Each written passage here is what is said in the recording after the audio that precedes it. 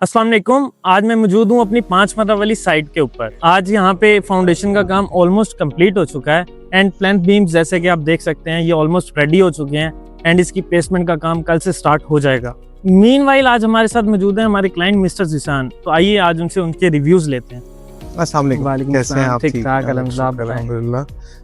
Working बहुत अच्छी रही जी थ्रू आउट और बड़ा लिमिटेड टाइम स्कोप के अंदर कवर किया and I really like appreciate the updation of this project, क्योंकि थ्रू आउट द प्रोजेक्ट आप लोगों ने जो हमें अपडेट किया है each and everything, her step के ऊपर वीडियोस और पिक्चर्स मुझे मिलती रही हैं।